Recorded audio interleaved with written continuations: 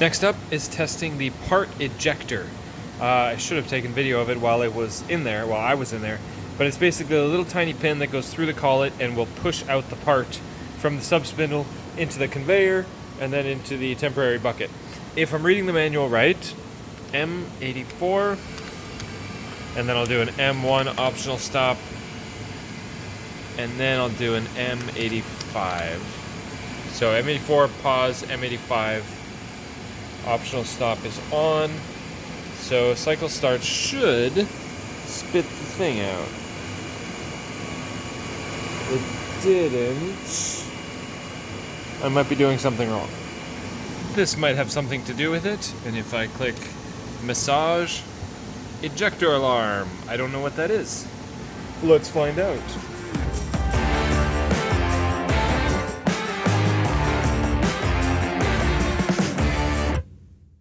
I think I figured it out. So I took the panel off, put it right there for now.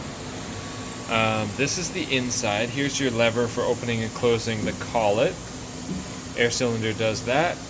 This guy is your parts ejector. So this whole rod slides back and forth. This rod also has 300 psi of coolant going through it to blast your part out. But let's see if I manually move it.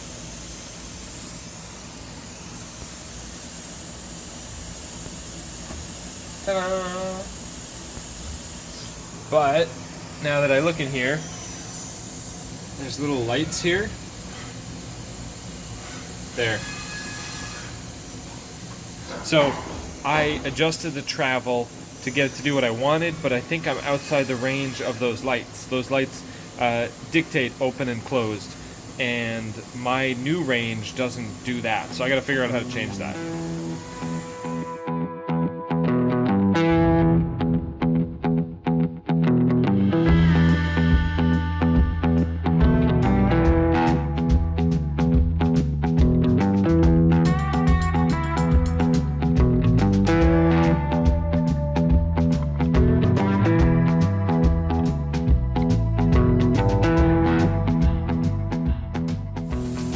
It took a little while, but I finally got these two sensors and everything else adjusted so that in the fully forward position those lights come on, and in the fully back position those lights come on.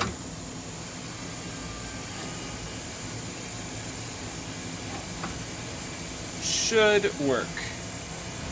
I feel vindicated. So we've had this constant debate for this high-speed air spindle, the 60,000 RPM. Is it air? Is it electric? I don't know. The latest video we just put up, a lot of you guys are totally convinced that it's an air spindle. I am pleased to announce it is guaranteed a motorized electric spindle.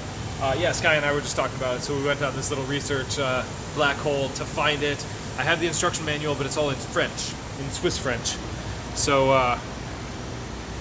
I tried to read through it. I know French terribly, but it wasn't helpful. Even with Google Translate to help us read it a bit better. But on their website, here, I'll show you. Motorized spindle. Also, the power rating is rated in watts, and a bunch of other clues as well. So it has, that's an air thing, and then there's also, I forget where we put it, but there's an FRL that adds lubricating oil to the output. And then also the dead giveaway for me is, it's called a high frequency spindle, or an HF spindle. You can modify the RPM in 10 RPM increments, which there's no freaking way you can do that with air. I mean, maybe, but not like this. So there you go, electric spindle, high frequency. The Tornos literature always calls it a high frequency spindle. Out this little gap, a large amount of air is coming out, but you see it moving. So a large amount of air comes out this little crack where the joint is, and it's air and oil coming out of there because of the lubricating device thing. So that's that. It is nearly silent when it turns on. It is Sunday. I'm here at the shop by myself. Nobody else here. It's really nice, quiet. I get to focus on making these screws, going really good. I made a couple parts. I have threads. I'll check to see how close they are to being perfect. This first one was the length offset issue. Here's a good screw from before. This one's getting there. It's still 5 thou longer than it's supposed to be, so I'm trying to figure that out. And there's another really good one. Trying to get that little dot in the middle down. So always constant tweaking. It's nice working in brass, so I can do it dry, I can do it slowly, I can watch what's happening. When there's coolant and you're cutting titanium, you don't want to cut titanium dry, not any more than you have to, especially not dry and slow. So it's nice in brass, so I can make a good part and then switch to tie and know that it's going to work. I got all these live tools mounted. I've got my 1/16 ball, I've got my 1/8" chamfer mill, and I've got my 20 thou 4-flute end mill from Lakeshore Carbide. These are all Lakeshore. Mounted in the high-speed spindle. I have them all dialed in for concentricity, getting less than 1/10 of run out on all of them. And quick correction, when I was measuring this one in my last video, I mentioned it had a 30 thou offset. That is simply because I already had applied a 30 thou offset to the tool position based on this guy, because this tip is not necessarily on center line. So that 30 thou was not the machine being 30 thou out, that was just my offset already there. And even my apps guy Francois was like, you're really supposed to make those offsets to 0 before you set new ones, but whatever, doesn't matter. Y was within 7/10, which is, I assume, perfectly within spec based on everything. So it's good, but I've got everything dialed now. Touch, you know, centered. I still have to touch the Z length on this, and this, which I'm gonna do now. I have, on that side, I have a spot drill and a through coolant drill, and on this side I have a 1/16 inch 2-flute end mill that pokes that hole on the head of the screw that I was showing you guys.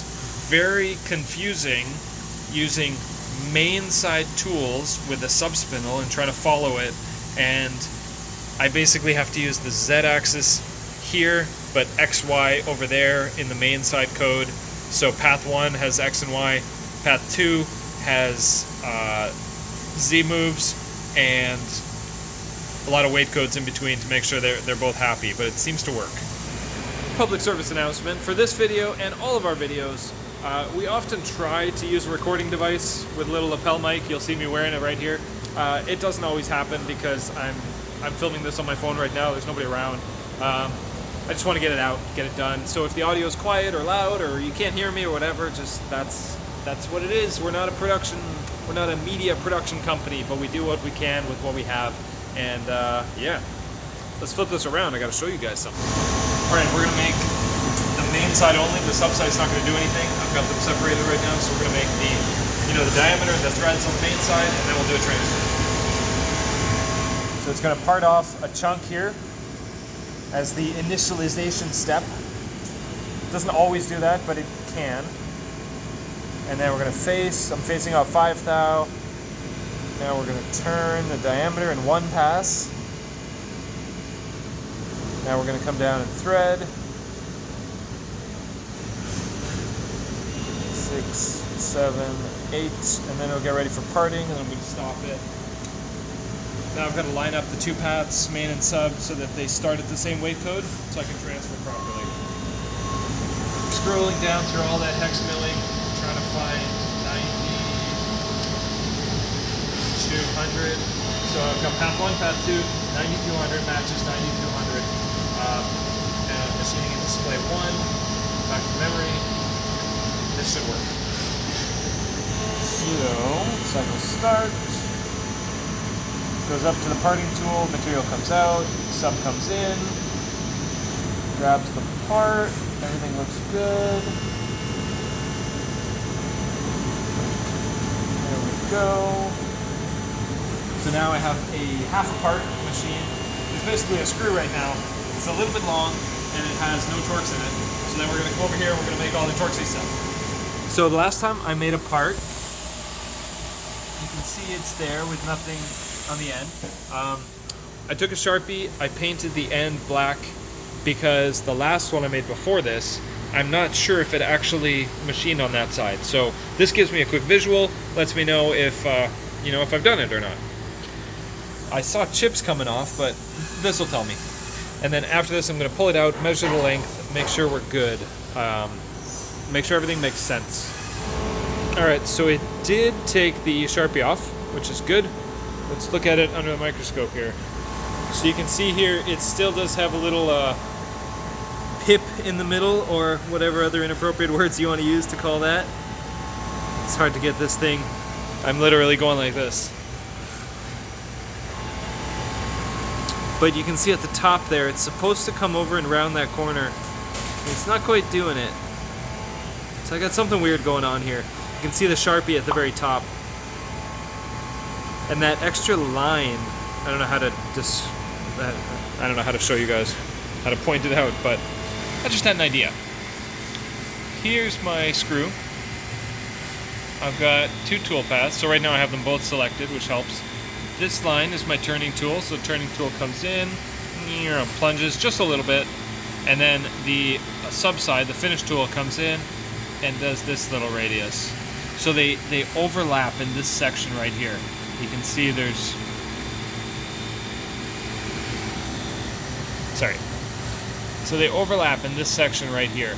And I bet you any slightest mismatch of tool offsets or whatever is going to not make it perfect. So what I think I'm going to do is, on the main side turning, instead of plunging down, I'm just going to, I can manually change the program myself to just keep going to this depth.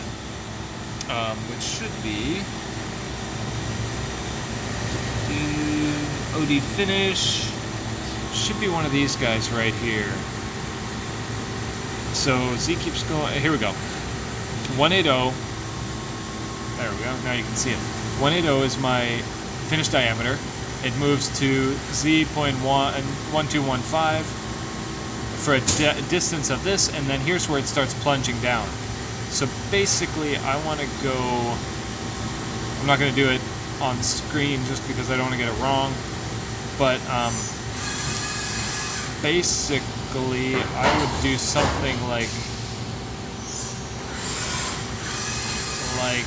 that. I would delete that line. That should work. So that's going to take, it's G3, so it's pulling up on the front of the screw, and then it's going across on the Z. But if I just go to a Z of this, it's going to go across, across, across, across, across, and then up. So if I delete this section, it should, in theory, just go all the way across here, letting the sub-side finish tool do the entire radius. We'll see how that works. Instead of deleting it, I just put brackets around it. All these green ones, they will hide, not be seen at all. So it's going to go there. I just made a huge breakthrough. Two, actually. I've been stuck on this one line of code where it keeps erroring out saying illegal plane select. Now there's three planes, G17, G18, G19, XY, XZ, or YZ, depending on what you're trying to do. So the code that I was using was outputting some weird variations. Anyway, I chatted with my WhatsApp group of geniuses, and our buddy Rob said make everything G17 and it should be fine. Tried that, totally works. But then my code was, or my Torx profile was just 2 dots on the side instead of 6 dots. I was like, I don't know what's up with that. And I was just milling like a little bit into the part so I don't break the tool for whatever reason. So I tried it again deeper, and then I could tell what was going on by finally hitting the floor of the part.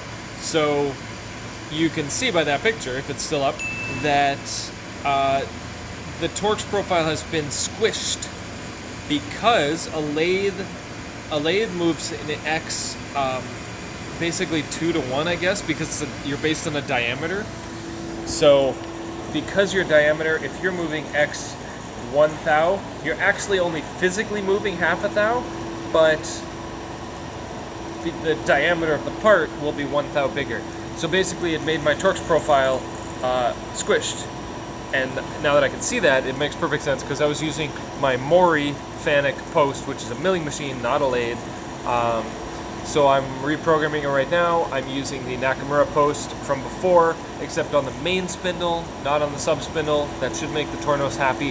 And then eventually I need to make a Tornos post for Fusion 360, kind of based on everything I've learned over the past few weeks of learning. So super cool, super excited. I just posted, I think, yeah, it's on the USB, just about to put it on the lathe right now, and it should mill and chamfer a good Torx. Let's see. It's just kind of weird using a DMG USB stick, but this is what I have.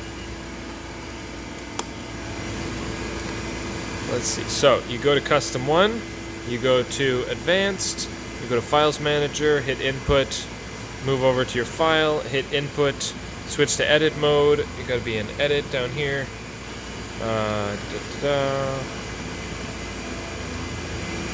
Try that again, Input, it's starting to read the code. It's going to say, do you want to replace file?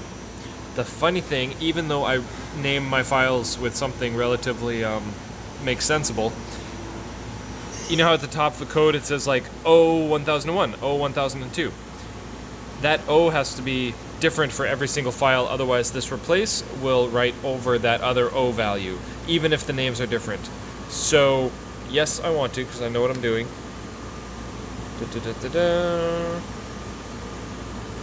Done. New file. Path 1, path 2. Should be good. Okay, so I pulled the part out of the sub right there. So I gotta make a new screw. Main side first, and then transfer, and then mill that Torx again. This electric spindle has been great so far. Like, it's silent. The axes, I noticed they move really quickly and not jittery, but very smoothly. Y goes up and down, X goes this way, Z goes in and out, and it's very quick and not violent or jittery at all. The Nakamura just has so much more weight to throw around with that huge turret trying to do XYZ moves, whereas this has like, I don't know, 5 times lighter axes trying to move around. So this is going to be great for that tight detail milling work.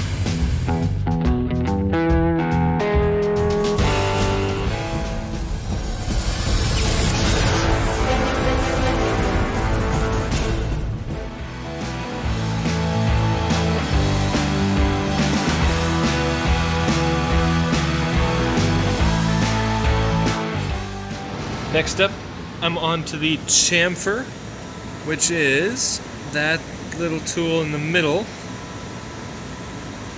So notice how the 2 live tools are spinning towards each other, because the way it works is it's driven by a gear inside this guy. That one spins counterclockwise, which makes that one spin clockwise, which makes that one spin counterclockwise. So they feed each other, and everyone's going to be opposite. So if you want to make them all go clockwise, you got to go M3, M4, M3 to make it work. So I'm just spinning at 60 RPM right now, just so I can visually see that it's spinning in the right direction. Let's get some light in here. So I can look at that and I can go, yes, that tool is now spinning in the proper direction for the cutting flutes. I have an alignment between the spindle and the part and the tool. I know it's going to line up perfectly. I don't have the wrong offset, so it should be good. And then from here, I can also visually see, where'd you go? I can go, okay, that's maybe ½ an inch. And then I can look here, position, let me zoom out. 375 is what it thinks it is. Look back again and go, yeah, that's probably 375. Gives me a sanity check. I like doing a quick sanity check to know that, okay, it looks like it's about that much. 3, 4, maybe like more like that. Yeah, it looks right. If it's like that much different or that much different, then we got a problem. Interesting that the B is that RPM. Or not RPM, but rotational position. So maybe you can clock it for whatever purpose. Let's check them out on the microscope here. I got a couple parts lined up. See in the camera what's going on. So this is the one I was talking about before, where I hit the floor, but I could tell that it was squished This is my newest one. Obviously the dots are still squished.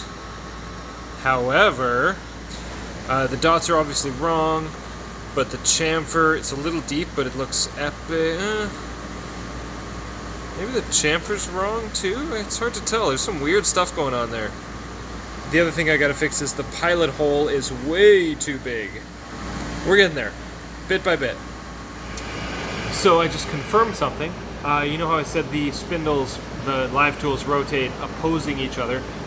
So I thought I would have to do M3 clockwise for the one tool and then M4 for the dots, but I was looking under the microscope and the quality of the dots looks terrible, making me wonder if the tool's actually spinning backwards, which it is. So I don't actually program an M4, well, an M5104, but I program an M3 because I went chamfer tool, M3, and then I did just a tool change to the next tool, to 570, and it automatically reversed direction. So it slowed down, it stopped, it goes the other way. So the machine knows how to take care of that for me, so I don't have to do it in the program. I just type M3 for everything, it rotates the right direction, and then I don't have to mentally think back and forth. So that was a question I asked the tech guys, and they said that it does reverse, but I wasn't sure. Now that I get to see it for myself, it makes sense.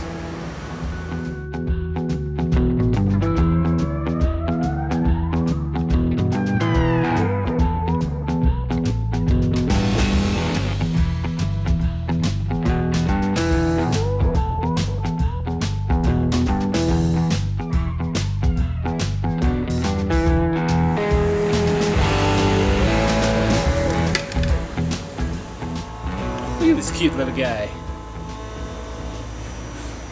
Beauty. Do a quick little test here, make sure that a handful of my Bondez Torx wrenches fit perfectly in the Torx, and they do. One or two more things to tweak, dial in. The thread is too small, so I gotta make it bigger. It's awesome. I'm really happy with it. Hey guys, thank you so much for watching. Stay tuned for the next video where we're going to make the same screws out of titanium, and they're even going to be more epic.